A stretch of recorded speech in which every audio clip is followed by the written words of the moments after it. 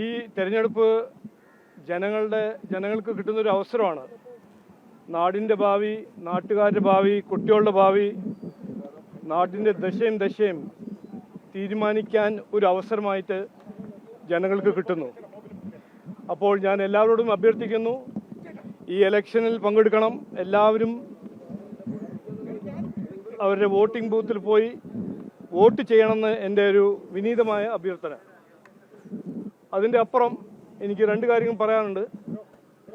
ഞങ്ങൾ BJP NDA കഴിഞ്ഞ കുറേ മാസമായി മുമ്പോട്ട് വയ്ക്കുന്ന ഒരു വികസിത കേരളം എന്ന കാഴ്ചപ്പാട് ആത്മാർത്ഥമായി ഞങ്ങൾ എല്ലാവരോടും പോയി സംസാരിച്ച് ഞങ്ങളുടെ ആഗ്രഹം എന്താണ്, ഞങ്ങളുടെ വിഷൻ എന്താണെന്ന് കൃത്യമായി പറഞ്ഞിട്ടുണ്ട്.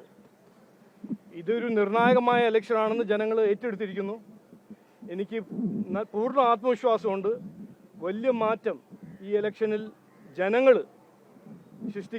ഉണ്ടാക്കും എന്ന് ഒരു ആത്മവിശ്വാസമുണ്ട്. മറ്റൊരു കാര്യം, ഇന്ന് 140 മണ്ഡലങ്ങൾ മത്സരിക്കുന്ന എല്ലാ സ്ഥാനാർത്ഥികൾ, BJP NDA സ്ഥാനാർത്ഥികൾക്ക് ഞാൻ എൻ്റെ ബെസ്റ്റ് വിഷസും പാർട്ടീൻ്റെ ബെസ്റ്റ് വിഷസ് കൊടുക്കുന്നു.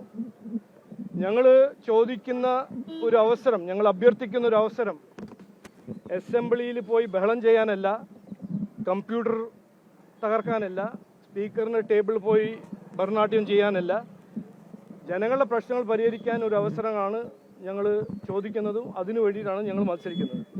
ഇത് മാത്രമാണ് ഇന്ന് പറയാനുള്ളത്. എല്ലാവരും ഞാൻ ഒരിക്കൽ കൂടി അഭ്യർത്ഥിക്കുന്നു, ഇന്ന് ഈ ഒരു ജനാധിപത്യ ഉത്സവത്തിൽ പങ്കെടുക്കണം.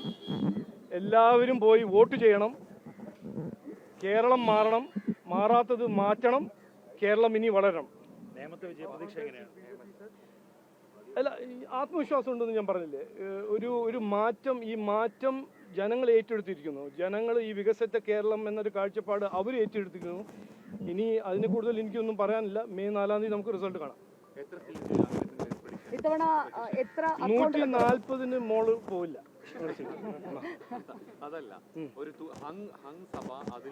അതിൽ എനിക്ക് ഒരു 100% ആത്മവിശ്വാസമുണ്ട്. അത് ഞാൻ വലിയ സയന്റിസ്റ്റ് ആയിട്ട് പറയല്ല. ഒരു ക്ലിയർ മാൻഡേറ്റ് CPM-നും കിട്ടില്ല, കോൺഗ്രസിനും കിട്ടില്ല എന്ന് 100% ആത്മവിശ്വാസമുണ്ട്. BJP ഇവിടെ ഒരു നിർണായകമായ ശക്തിയായി മാറും ഈ ഇലക്ഷനിൽ. ജനങ്ങൾ അത് അങ്ങനെ BJPക്ക് ഒരു റോൾ തരും എന്ന് എനിക്ക് 100% ആത്മവിശ്വാസമുണ്ട്. ഓക്കെ, എല്ലാവരോടും അഭ്യർത്ഥിക്കുന്നു, നിങ്ങളും പോയി വോട്ട് ചെയ്യണം. ഓക്കെ, ഇന്ന് ഒരു സന്തോഷകരമായ ദിവസമാണ്. ഇനി നിങ്ങൾ വിവാദങ്ങൾ സൃഷ്ടിക്കണം. ഞാൻ പറയട്ടെ.